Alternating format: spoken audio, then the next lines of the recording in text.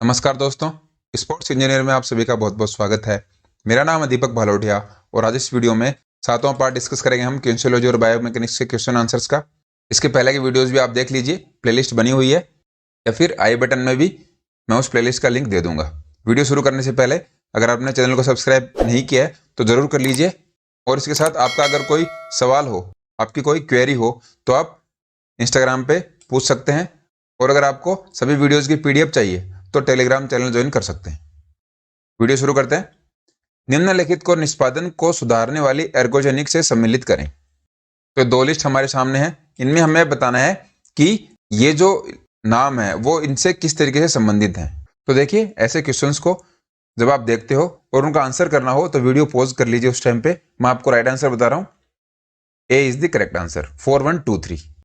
तो देखिए, सबसे पहले है मैकेनिकल असिस्टेंट, यांत्रिक सहायक। यांत्रिक सहायक का मतलब ये हो गया कि जिनको हम मैकेनिकल तरीके से यूज में लेते हैं, जैसे कि आपको आपका बेल्ट बांधना है, आपको अपने जूते के लैश बांधने हैं, उसी तरीके से ये सब हैं, ब्रीदिंग लैश, वेट बेल्ट, एक्सेसरीज, ये सब आते हैं जिनको आप खुद अपने हाथों से काम में ले रहे हो, तो वो आ गए मैकेनिकल असिस्टेंट में। नेक्स्ट है फिजिकल साइंस। तो फिजिकल साइंस में क्या होता है? Oxygen supplement. शारीरिक विज्ञान में हम ऑक्सीजन संपूरक को देखते हैं। न्यूट्रिशनल असिस्टेंट में आएगा कार्बोहाइड्रेट सप्लीमेंट रिलेटेड हेल्पर्स। जब भी हम न्यूट्रिशन की बात करते हैं तो कार्बोहाइड्रेट, प्रोटीन, ये सब चीज़ों को हम देखते हैं, तो उसमें ये 2 नंबर सही हो जाएगा। और लास्ट में फार्माकोलॉजिकल है, वो आता है इंटॉक्सिकेंट्स के अंदर, कैफीन के अंदर। फार्मा मतलब दवाइयों से रिलेटेड जो भी है वो आ जाता है इंटॉक्सिकेंट्स में। दूसरा क्वेश्चन है, यंत्र विद्या की शाखा जो बल के कारण की व्याख्या करती है। यंत्र विद्या मतलब मैकेनिक्स की वो ब्रांच जो बल का कारण की कॉज ऑफ फोर्स, कि बल किस वजह से लगा है, उसकी व्याख्या करती है, उसको डिफाइन करती है, उसको एक्सप्लेन करती है। तो वो कौन सी ब्रांच होगी? उस ब्रांच को काइनेमेटिक्स बोला जाता है। चलिए देखते हैं इन दोनों में फर्क क्या है। एक तो आपके सामने नाम है काइनेटिक्स और एक है काइनेमेटिक्स। तो ये देखिए, काइनेटिक्स में होता है किसी वस्तु की विभिन्न प्रकार की गतियों के कारण को समझने पर केंद्रित है, जैसे कि घूर्णी गति, जिसमें वस्तु बल या टॉर्क का अनुभव करती है। तो काइनेटिक्स में क्या बोल रहा है कि किसी वस्तु पे कोई बल लग रहा है तो वो किस कारण से लग रहा है।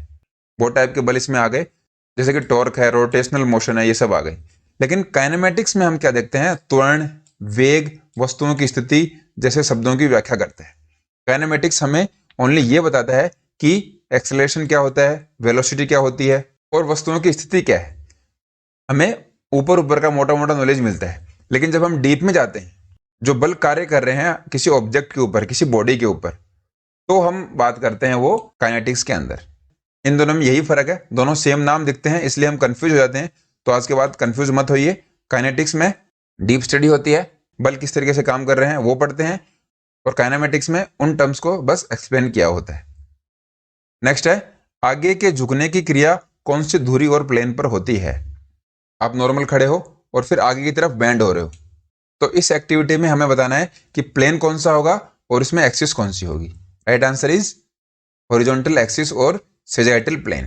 ये देखिए, यहां पे आ गई सेजाइटल प्लेन और ये है हॉरिजॉन्टल एक्सिस। लास्ट वीडियो में मैंने आपको बताया था कि एक्सिस और प्लेन है उनका संबंध 90 डिग्री पे होगा। अगर एक्सिस इस साइड में है तो प्लेन ऐसे होगा, और एक्सिस ऐसे है तो प्लेन इस तरीके से होगा। पूरा 90 डिग्री का ये इनमें संबंध बनता है।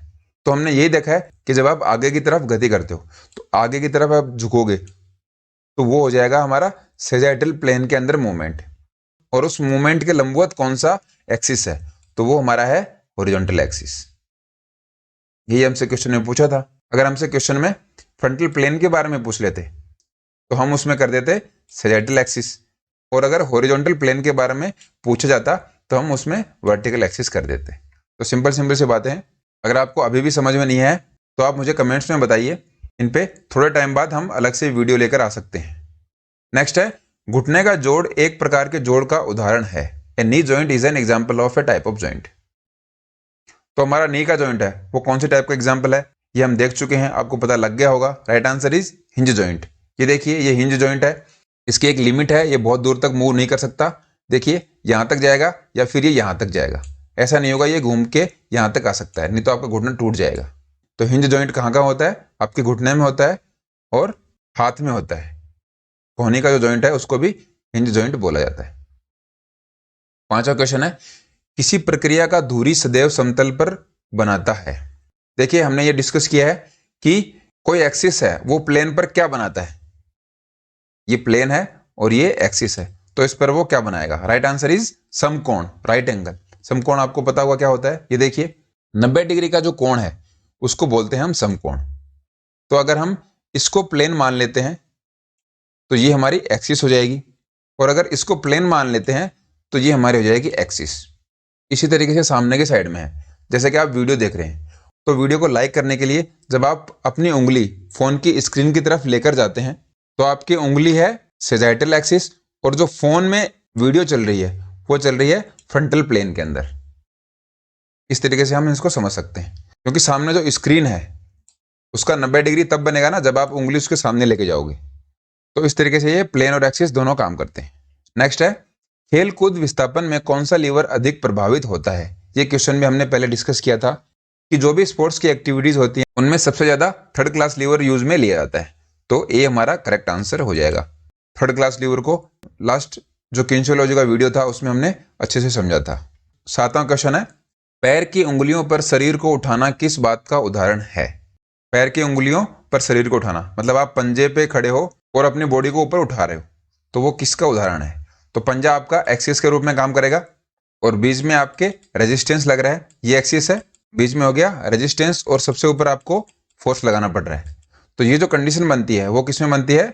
सेकंड टाइप के लीवर में बनती है। द्वितीय श्रेणी का जो लीवर होता है उसमें एक्सिस एक साइड में होती है, फिर आपका रेजिस्टेंस, और लास्ट में आपका होता है फोर्स।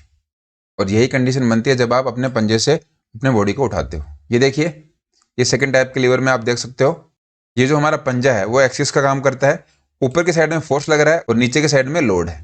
तो यही टाइप 2 लीवर में होता है, फलक्रम, लोड और फोर्स। नेक्स्ट है, ज्यादातर मांसपेशियां जो कूल्हे के जोड़ को गति प्रदान करती हैं उनका उद्गम होता है। बहुत ही सिंपल सा क्वेश्चन है, हमें बताना है कि हमारा हिप का जो जॉइंट होगा उसके अंदर जो मसल्स होती हैं, जितने भी जो मसल्स हैं उनमें से ज्यादातर मसल हैं, उनका ओरिजिन कौन सा होता है, उनका उद्गम स्थल कौन सा है, कहां से वो निकलती हैं? राइट आंसर इज श्रोणी। तो ये देखिए, ये हमारी होती है पेल्विक गर्डल, जिसको हम हिंदी में श्रोणी बोलते हैं। ज्यादातर जो हमारी मांसपेशियां हैं वो यहीं से निकलती हैं, उनका ओरिजिन या फिर उनका उद्गम पेल्विक से ही होता है। नेक्स्ट है, मानव कंकाल में सबसे बड़ा joint, largest joint in human skeleton, तो वो कौन सा है? देखते हैं, घुटने का जॉइंट। ये देखिए, हमारे घुटने का जॉइंट हमारी बॉडी में सबसे बड़ा जॉइंट होता है। वो क्यों होता है? तो देखिए, इसमें हमारी बॉडी की सबसे बड़ी बोन जुड़ी होती है, एक तो फीमर बोन, उसके बाद में हमारी बॉडी की जो बड़ी बोन है उनमें से 2 बोन होती हैं, फिबुला और टीबिया, वो दोनों भी यहाँ से जुड़ी होती हैं। तो इस तरीके से ये जो जॉइंट है वो सबसे बड़ा जॉइंट बन जाता है हमारी ह्यूमन बॉडी का। इससे बड़ी हड्डियां और इससे बड़ा जॉइंट आपको पूरी ह्यूमन बॉडी में दूसरा कहीं नहीं मिलेगा।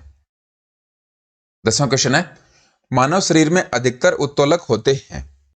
हमारी बॉडी में सबसे ज्यादा कौन से टाइप के लीवर होते हैं ये हमें बताना है। Right answer is third class lever. जो तीसरे टाइप के लीवर होते हैं वो हमारी बॉडी में सबसे ज्यादा होते हैं। तीसरे टाइप के लीवर की क्या विशेषता होती है? रेजिस्टेंस, फोर्स और एक्सिस, बीच में उसमें फोर्स होता है, इसको आप ध्यान में रखिए।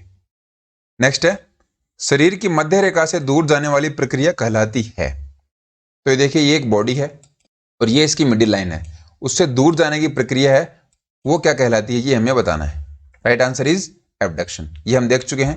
ये देखिए, ये एक्सटेंशन और फ्लेक्शन आपको पता होगा। एबडक्शन में हम बॉडी से दूर जाते हैं, एडक्शन में हम बॉडी के पास में आते हैं। पहले की वीडियोस में बहुत अच्छे तरीके से इनको बताया गया है, और वैसे भी ये सिंपल सी बात है, आप समझ गए होंगे कि एडक्शन में बॉडी से पास और एबडक्शन में बॉडी से दूर मूवमेंट होती है। नेक्स्ट है, शारीरिक क्रिया में जो मांसपेशियां शिथिल रहती हैं वह हैं। देखिए, बहुत इंपॉर्टेंट बात है ये, जब हम कोई फिजिकल एक्टिविटी करते हैं तो उसके अंदर कौन सी मसल्स हैं जो शिथिल रहती हैं, रिलैक्स्ड कंडीशन में रहती हैं, उनको क्या बोलते हैं? Right answer is antagonist. तो 2 तरीके से इनका काम होता है, एक होती है एगोनिस्ट और एक होती है एंटागोनिस्ट। दोनों को समझते हैं। ये देखिए, इसमें हम क्या कर रहे हैं, हाथ को नीचे लेके जा रहे हैं, तो जब नीचे लेके जाएंगे तो ये जो ट्राइसेप मसल हमारी है वो हमारी सबसे ज्यादा काम में आएगी, तो उसको बोलते हैं एगोनिस्ट मसल। लेकिन इस मसल के सामने एक मसल फोर्स लगा रही है जिसको बोला जाता है एंटागोनिस्ट मसल, और वो मसल कौन सी है? बाइसेप्स। उसी तरीके से जब हम हाथ को ऊपर की तरफ लेकर जाते हैं तो इसमें एगोनिस्ट मसल आ गई बाइसेप्स, क्योंकि वहां पे बाइसेप कॉन्ट्रैक्ट हो रही है, बाइसेप क्या हो रही है, संकुचित हो रही है, तो इसमें ये हो गई एगोनिस्ट, और इसकी एंटागोनिस्ट हो जाएगी ट्राइसेप मसल। तो एगोनिस्ट और एंटागोनिस्ट में आप ये ध्यान में रखिए कि कोई भी मसल जब संकुचित हो रही है तो उसके सामने जो मसल काम करती है उसको बोलते हैं एंटागोनिस्ट, और जिस मसल से काम लिया जा रहा है, जिस मसल को सबसे ज्यादा यूज में लिया जा रहा है उस फिजिकल एक्टिविटी के अंदर, वो होती है एगोनिस्ट मसल। वैसे आप इस डायग्राम से भी अच्छे से समझ गए होंगे। अगला क्वेश्चन देखते हैं। शरीर यांत्रिकी में कौन सा आंतरिक बल माना जाता है? इंटरनल फोर्स की बात हो रही है कि मैकेनिक्स में इंटरनल फोर्स किसको बोलते हैं? राइट आंसर इज मांसपेशी बल। आपके जो मसल्स का फोर्स है वही एक इंटरनल फोर्स होता है।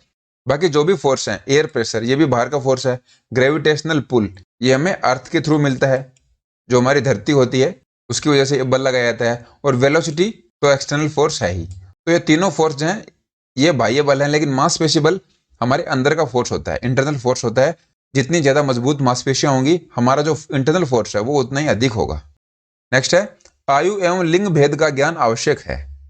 तो देखिए इसमें एज और जेंडर के बारे में जब आपको जानकारी होती है तो किस तरीके से आवश्यक होता है।